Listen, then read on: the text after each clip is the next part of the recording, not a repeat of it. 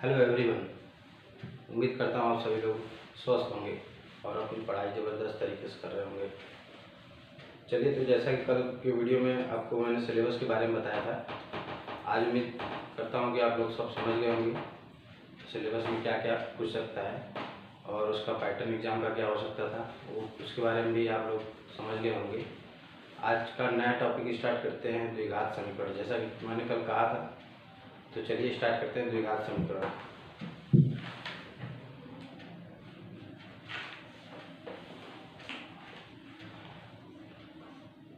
द्विघात समीकरण,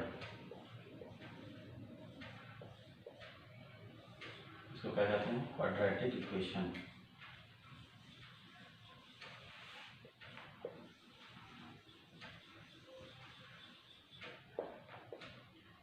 right.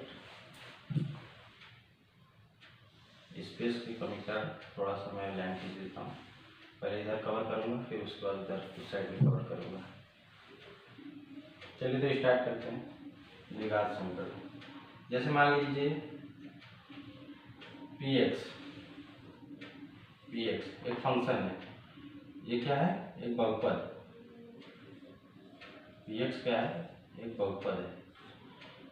px एक बहुपद है। किस टाइप का है? द्विघात बहुपद। इसका नाम है द्विघात बहुपद। द्विघात बहुपद। अगर फंक्शन px द्विघात बहुपद है तो px फंक्शन इक्वल टू 0। ये क्या है? एक इक्वेशन है। तो इस इक्वेशन का नाम क्या है? द्विघात समीकरण। समीकरण ये, इसको द्विघात समीकरण कहते हैं। देखिए, आसान भाषा में कह सकते हैं द्विघात समीकरण। राइट। अगर px एक द्विघात बहुपद है तो px बराबर 0। px बराबर 0 क्या होगा? एक द्विघात समीकरण होगा। राइट। इसके आगे देखिए, द्विघात बहुपद का एक स्टैंडर्ड फार्मूला होता है। Standard form of quadratic equation. Quadratic equation मतलब द्विघात जो समीकरण होता है, द्विघात समीकरण, द्विघात समीकरण का मानक रूप। मानक रूप। मानक रूप क्या होगा? देखिए, मानक रूप में क्या होता है कि जैसे मान लीजिए कोई बाइनोमियल इक्वेशन का एक द्विघात समीकरण का जो है एक मानक रूप क्या है? ax² + bx + c = 0। ये क्या है? द्विघात समीकरण का मानक रूप है। Standard form of quadratic equation. इसमें ax² + bx + c = 0। राइट। इसमें आप क्या कह सकते हैं? x² का गुणांक क्या है? Multiple of x² is a multiple of b। x का मल्टीपल क्या है? b। और c क्या है? एक कांस्टेंट टर्म्स है। राइट। a b c क्या है? Constant term. और x क्या है? यहाँ पर चर राशि है। x क्या है? चर राशि। x यहाँ x क्या है? चर है। चर मतलब चर राशि मतलब कांस्टेंट। कांस्टेंट नहीं कहेंगे इसको। a b c इसको क्या कहेंगे? अचर राशि। अचर क्या होता है? जो कांस्टेंट होता है। Constant terms. राइट। और इसको क्या कहेंगे हम? वेरिएबल। सिंपल भाषा में समझिए, ax² + bx + c = 0। ये क्या है? एक द्विघात समीकरण का क्या है? मानक रूप है। आपके एग्जाम में भी यही मेन इंपॉर्टेंट है कि द्विघात समीकरण क्या होता है। ax² + bx + c = 0। इस फॉर्म का कोई भी इक्वेशन आपको दिखेगा जिसमें x की मैक्सिमम पावर क्या हो सकती? 2। अगर हम कह दें कि मान लीजिए एग्जाम्पल के लिए मान लीजिए 4x² plus 6x plus 5 equal to 0, right. और एक एग्जांपल और देखिए इसके लिए, अगर मान लीजिए 6x cube plus 4x square plus 2x plus 4 बराबर 0। अगर मैं पूछूं कि इसमें द्विघात समीकरण कौन सा है, पहले वाला कि दूसरे वाला, तो आप क्या कहेंगे, द्विघात समीकरण ये है। कैसे क्लियर हुआ? और ये द्विघात समीकरण नहीं है, क्यों? क्योंकि मैक्सिमम पावर x का क्या होना चाहिए, 2। अगर जिस इक्वेशन में x का मैक्सिमम पावर क्या होगा, 2, उसको क्या कहेंगे, द्विघात समीकरण कहेंगे, राइट। अगर 6x क्यूब है, चूंकि यहाँ पर मैक्सिमम पावर x का क्या है, देखिए 1 2, लेकिन 2 नहीं है, यहाँ पर क्या है, 3 है। सबसे मैक्सिमम पावर क्या है x का, 3, तो मैक्सिमम पावर 3 है, तो इसलिए क्या है, द्विघात समीकरण नहीं है, राइट। पढ़ने को तो अगर पढ़ने को तो इसको भी पढ़ते हैं, इसको भी पढ़ते हैं, लेकिन आपके सिलेबस में द्विघात समीकरण भी है, जैसा कि चैप्टर में आपका पता होगा, दिख गया होगा ऊपर। तो यहाँ पर हम लोग क्या कहेंगे, द्विघात समीकरण ही पढ़ेंगे। तो द्विघात समीकरण क्या होता है, जो इक्वेशन जिसमें x मतलब चर राशि का जो मैक्सिमम पावर ऑफ वेरिएबल अगर 2 होगा, तो वही क्या होगा, वो इक्वेशन क्या कहलाएगा, द्विघात समीकरण, राइट। ये है द्विघात समीकरण। चलिए ठीक है, इतना स्क्रीनशॉट ले लीजिए आप लोग, उसके बाद मैं पढ़ जाता हूँ।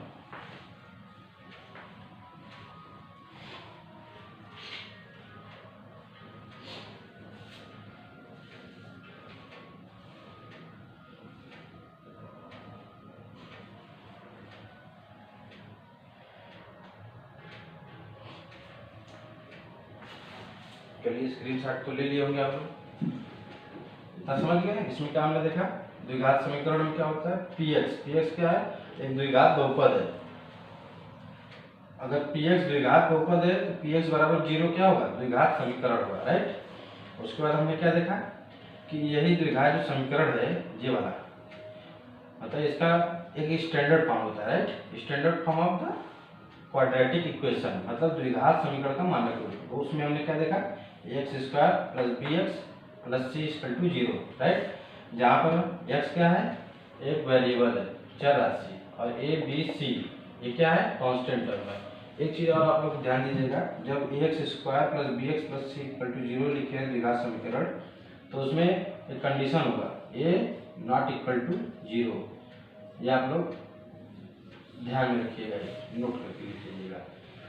बाकी बी सी 0 हो सकते हैं कभी भी, लेकिन ए होगा जो, वो कभी भी 0 के बराबर नहीं होगा। क्योंकि अगर ए बराबर 0 हो जाएगा तो ये तो द्विघात समीकरण ही नहीं रहेगा, क्योंकि अगर ये 0 हो जाएगा तो इसका प्रोडक्ट इसमें मल्टीप्लाई करेंगे तो ये 0 हो जाएगा, मतलब ये पूरा टर्म क्या हो जाएगा, 0 हो गया। तो इसलिए बचा क्या, ये दोनों बच जाएंगे, जो कि द्विघात समीकरण नहीं है, क्योंकि एक्स का जो मैक्सिमम पावर है 1 है, और जबकि द्विघात समीकरण क्या होता है, 2, राइट। अब देखिए आगे, इसको रख कर देता हूं।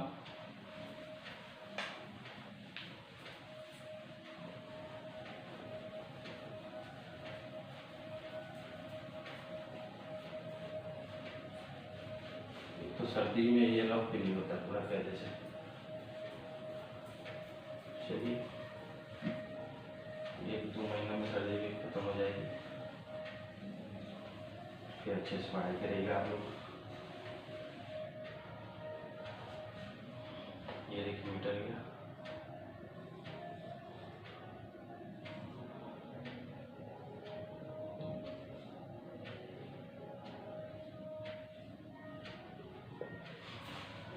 अब देखिए द्विघात समीकरण जैसे हमने लिखा था, उसमें स्टैंडर्ड फॉर्म क्या लिखा था, A X square plus B x plus C बराबर 0।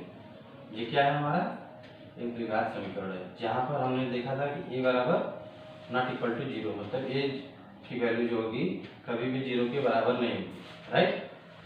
अब देखिए क्या होता है कि आपके एग्जाम के पॉइंट ऑफ व्यू से बता रहा हूँ कि इसमें आपका पूछता क्या है कि अगर ये इक्वेशन दिया है, मान लीजिए इक्वेशन है, राइट, तो इस इक्वेशन का हमें क्या निकालना होता है, मूल। मूल मतलब मूल या हल, हिंदी में कहते हैं मूल या हल, राइट। इसको इंग्लिश में रूट कहते हैं। तो मतलब हमारा अगला पॉइंट क्या होगा, how to find the root of quadratic equation. मतलब कि द्विघात समीकरण का हल कैसे निकालते हैं, ये हमारा क्या है, मेथड। अब देखिए मेथड क्या होता है कि द्विघात समीकरण को हल करने का दो तरीका होता है। कितने तरीके होते हैं, दो। पहला तरीका क्या होता है, पहला देखिए क्या होता है, पहला ये होता है कि गुणनखंड विधि द्वारा, गुणनखंड विधि द्वारा, मतलब बाय फैक्टर मेथड, राइट। और दूसरा क्या होता है, एक श्रीधराचार्य फार्मूला होता है, श्रीधराचार्य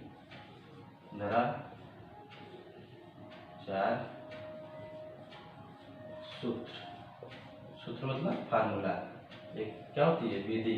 विधि किस चीज की, how to find the root of quadratic equation, मतलब द्विघात समीकरण का मूल कैसे निकालते हैं, वो दो तरीके से निकालते हैं, राइट। दो तरीके से क्या निकालते हैं, दो द्विघात समीकरण का मूल निकालते हैं। चलिए आप लोग इतना नोट करिए, या स्क्रीनशॉट इसको लेना ले सकता है।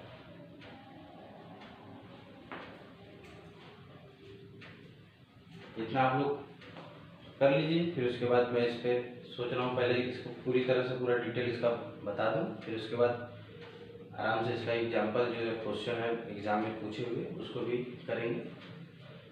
पहले हम सोच रहे हैं कि इसको पहले पूरी तरह से खत्म कर दें, क्या क्या इसमें टॉपिक है, राइट। टर्म्स एंड कंडीशन भी होते हैं इसमें, जैसे जैसे जैसे बता रहा हूँ वैसे वैसे टॉपिक लिख लीजिए आप। पहला टॉपिक मैंने स्क्रीनशॉट लेने के लिए छोड़ा था, फिर दूसरा ये ले लीजिए आप, राइट। और सब ठीक, समझ में आ रहा है, उम्मीद करता हूँ कि समझ आएगा। और जो भी आप क्वेश्चन होंगे आप कमेंट बॉक्स में पूछ लीजिएगा, उसको मैं अगले वीडियो में भी कोशिश करूँगा कंप्लीट करूँ, राइट। चलिए ठीक है, स्क्रीनशॉट ले लीजिएगा इसे।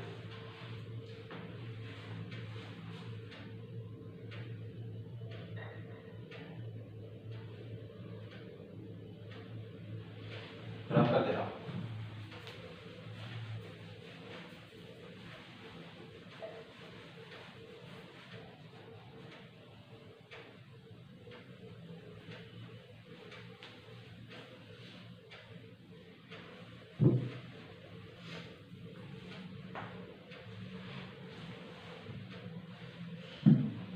सबसे पहले देखिए गुणनखंड मेथड से कैसे इसको सॉल्व करते हैं, राइट। सॉल्व करने का मतलब हाउ टू फाइंड द मूल of this equation by the factor method, right. तो फैक्टर मेथड से सॉल्व करने से पहले मैं एक चीज़ आपसे बता देता हूँ कि जो वहाँ पूछेगा उससे पहले कि मैं यहाँ पर आपको बता दूँ, राइट। देखिए यहाँ पर एक्स स्क्वायर क्या है, एक वेरिएबल है, एक्स स्क्वायर वेरिएबल और एक्स भी एक वेरिएबल है, राइट। तो एक्स का जो मल्टीपल क्या है, ए, मतलब एक्स स्क्वायर का गुणांक क्या है, ए।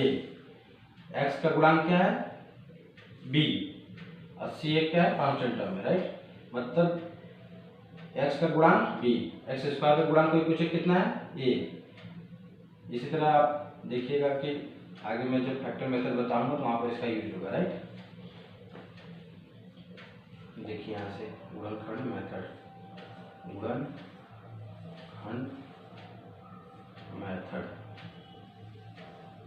देखिए इंग्लिश में लिख दो, आप समझ जाइएगा, राइट। देखिए अगर किसी भी इक्वेशन में अगर मान लीजिए क्वाड्रेटिक इक्वेशन द्विघात समीकरण है ना, तो द्विघात समीकरण में x का जितना मैक्सिमम पावर होगा, x का जितना मैक्सिमम पावर होगा, क्या बोला मैंने, x का जितना भी मैक्सिमम पावर होगा उतना ही इस इक्वेशन का मतलब इस समीकरण का हल होगा, मतलब रूट होगा। मतलब यहाँ पर इसका मैक्सिमम पावर कितना है, 2, राइट। तो इस इक्वेशन का रूट कितना होगा, मतलब मूल जो कितना होगा, 2।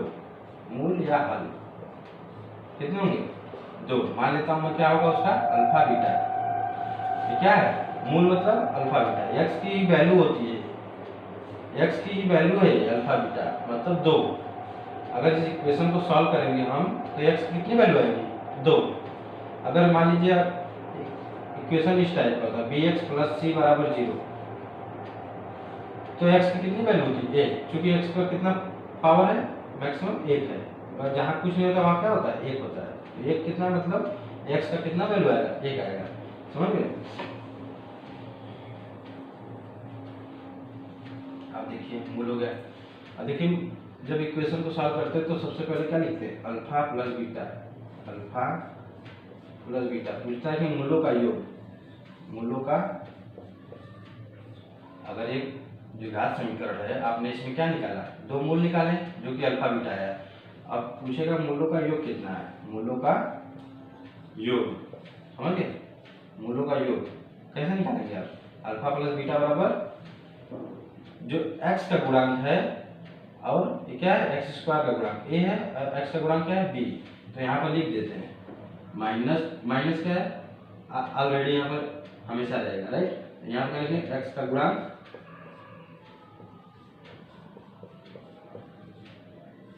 अपान x² का गुणांक,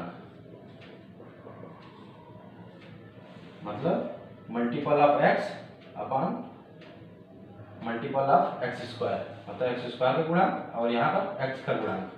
जो इस इक्वेशन में x का गुणांक है क्या है, b, और यहाँ पर x² का गुणांक क्या है, a। तो यहाँ पर हम क्या लिख सकते हैं, यहाँ पर लिख दूं क्योंकि आपको नीचे दिखाई नहीं दे रहा वहां से, अल्फा प्लस बीटा बराबर -b/a। ये क्या हो गया, मूलों का योग। इसी तरह क्या पूछता है, मूलों का गुणनफल। मूलों का गुणनफल क्या होता है, यहाँ पर लिख लीजिएगा c/a, ठीक है। मूलों का योग और मूलों का गुणनफल।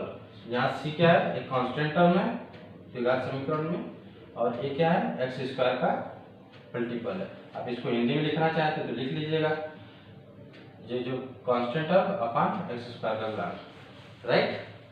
कोई प्रॉब्लम, उम्मीद करता हूँ कि आप समझ गए होंगे। अब देखिए ये मूलों का योगफल हो गया, अब ये हो गया मूलों का गुणनफल। अब उसके बाद आप क्या करते हैं, इसको फैक्टर मेथड से एक एग्जांपल लेकर आपको समझा देता हूँ। एग्जांपल देखिएगा, स्क्रीनशॉट ले लीजिए, मैं इसको रफ कर दूं क्योंकि स्पेस थोड़ा सा कम लगेगा।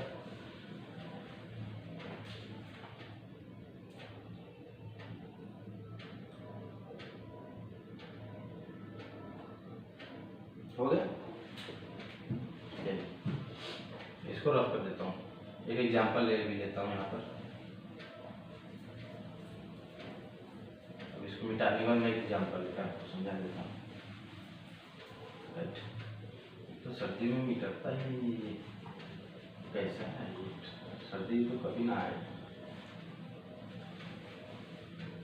चलिए इतना तो आप समझ गए होंगे। उसके बाद एक एग्जांपल लेकर मैं आपको समझा देता हूँ।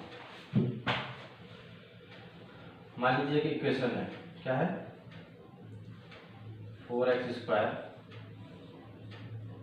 प्लस 12x प्लस 9x 9 = क्या, 0। ये क्या है, द्विघात समीकरण। एक एग्जांपल लेकर मैं आपको समझा रहा हूँ, राइट। एग्जांपल को ध्यान से समझिएगा, जितना उसमें नहीं समझ में आएगा, अगर आप एग्जांपल को ध्यान से देखेंगे तो क्या होगा, क्लियर हो जाएगा, राइट। एक बार अगर आप समझ गए तो उसके बाद कोई भी सवाल आएगा आप आराम से कर लेंगे। वैसे मैं कोशिश करूँगा एक वीडियो और कुछ सवालों के जो इम्पोर्टेंट है एग्जाम पॉइंट ऑफ व्यू से, उसको मैं आपको करा दूँगा, राइट। अगले वीडियो में करीब 10-12 क्वेश्चन कोशिश करूँगा कि करा दूँ, ठीक। आप इसमें देखिए ध्यान से, x का मल्टीपल कितना है, 12, x² का मल्टीपल कितना है, 4, और ये कांस्टेंट टर्म क्या है, 9 = 0। ये क्या मान लेते हैं, एक इक्वेशन दिया है, ठीक। तो देखिए अगर कोई पूछे कि इसमें अगर कि find root of this equation,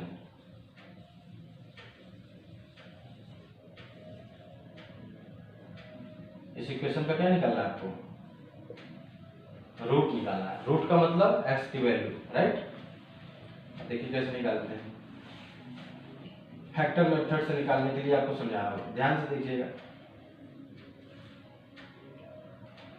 जो ये टर्म्स है आप इसमें करिएगा इसका मल्टीप्लाई, आप इसमें करिए क्या, मल्टीप्लाई। 4 का गुणा 9 में कितना आएगा, 36। ठीक, देखिए मैं यहाँ पर हल करने जा रहा हूँ इसको, ठीक, कि इसका क्या निकालना है, रूट। तो अब हल करने की विधि देखिए कैसे बता रहा हूँ। ये क्या है, फैक्टर मेथड समझा रहा हूँ, मतलब गुणनखंड विधि, राइट। तो देखिए x का गुणा करिए 9 में कितना आएगा, 36। अब जो ये टर्म्स है 12 को आप दो भागों में इस तरह से तोड़िए कि जोड़ने पर क्या है, 12 है। दो ऐसे टर्म्स बताइए x y, मतलब मान लीजिए कोई टर्म्स है, एक टर्म से ये एक टर्म से ये, तो 12 को इस तरह से तोड़िए कि जोड़ने पर 12 है लेकिन गुणा करने पर कितना है, 36 है। तो ऐसा टर्म्स क्या मिल रहा है, देखिए कोशिश करिए, 4x² plus 6x plus 6x plus 9 बराबर 0। इसको मिटा दे रहा हूँ, ठीक।